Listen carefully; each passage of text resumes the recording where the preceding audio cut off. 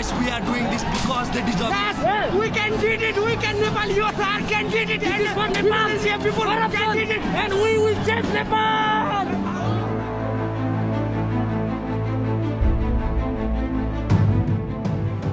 नेपाल वह देश जिसे दुनिया शांत हिमालयी राष्ट्र के तौर पर जानती है, लेकिन आज वही नेपाल हिंसा, आगजनी और राजनीतिक उथल-पुथल से जल रहा है। सोशल मीडिया पर रोक लगने से शुरू हुआ विरोध अब सरकार को गिरा चुका है।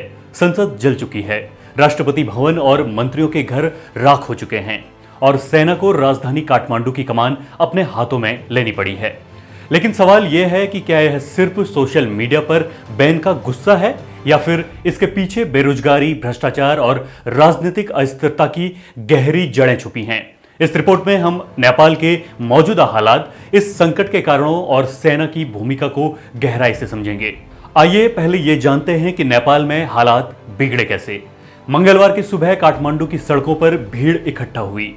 सरकार ने सोशल मीडिया पर बैन लगाया था। युवाओं ने इसे अपनी आवाज दबाने की कोशिश माना।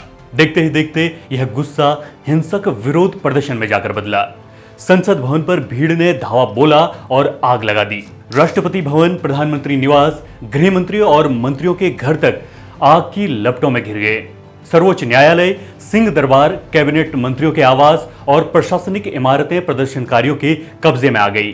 पुलिस थानों पर हमले हुए, बैंकों में लूटपाट की गई। इतना ही नहीं, भीड़ ने पूर्व प्रधानमंत्री शेर बहादुर देउबा और उनकी पत्नी आरजू राणा पर हमला किया। वित्त मंत्री विष्णु पौडेल को उनके घर से बाहर दौड़ाकर पीटा गया। हालात इतने गंभीर हो गए कि प्रधानमंत्री केपी शर्मा ओली को पद से इस्तीफा देना पड़ा। सेना उन्हें हेलीकॉप्टर से अज्ञात स्थान पर ले गई। इस विरोध के दौरान कई लोग मारे जा चुके हैं और सैकड़ों लोग घायल हैं। दरअसल नेपाल सरकार ने इंटरनेट और सोशल मीडिया प्लेटफॉर्म्स पर अस्थायी बैन लगाया था, लेकिन जनरेशन जेड यानी 1997 से 2012 के बीच जन्मे युवाओं ने इसे अभिव्यक्ति की आजादी पर हमला करार दिया। सोशल मीडिया ही उनके लिए नौकरी ढूंढने, पढ़ाई करने और अपनी राय रखने का सबसे बड़ा जरिया था। ऐसे में बैन उनके लिए आवाज बंद करने जैसा था और यही चिंगारी धीरे धीरे बगावत की आग में बदल गई।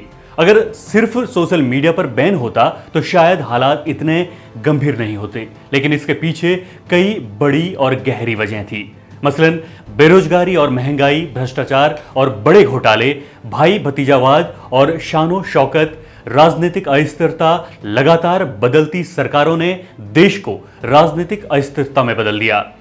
नतीजा आर्थिक सुधार ठप हो गए, नीतियां अधूरी और जनता में गुस्सा भर गया।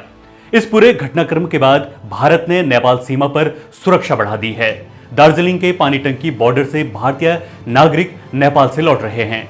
एसएसबी गहन चेकिंग अभियान के साथ ही चौकसी कर रही है।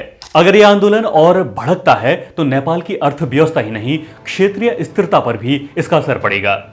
इतने बड़े संकट के बीच सेना ने मोर्चा संभाल लिया है। सेना प्रमुख जनरल अशोक राज सिंहदेल ने राष्ट्र को संबोधित किया और अपील की है कि हिंसा छोड़िए, संवाद का रास्ता अपनाइए। सेना देश की स्वतंत्रता, संप्रभुता और नागरिकों की सुरक्षा के लिए प्रतिबद्ध है। लेकिन सवाल यही है कि क्या सेना सिर्फ सुरक्षा पर सीमित रहेगी या राजनीति में भी दखल देगी? अभी इस पर कुछ कहा नहीं जा सकता। जानकारों का मानना है कि नेपाल का लोकतंत्र अभी नया है और सेना का सीधा हस्तक्षेप लोकतंत्र को नुकसान पहुंचा सकता है। बहरहाल इतिहास गवाह है कि जब युवा सड़क पर उतरते हैं तो वे किसी भी सत्ता को हिला सकते हैं। नेपाल के हालात भी यही बता रहे हैं। अब देखना यही है कि क्या यह आंदोलन नेपाल को नई दिशा देगा या फिर देश और गहरे संकट में डूब जाएगा। बहरहाल इस खबर में इतना ही। देश और दुनिया की तमाम खबरों के लिए हिमालय इनसाइडर को सब्सक्राइब करना ना भूलें। मिलेंगे किसी और खबर के साथ, तब तक के लिए नमस्कार।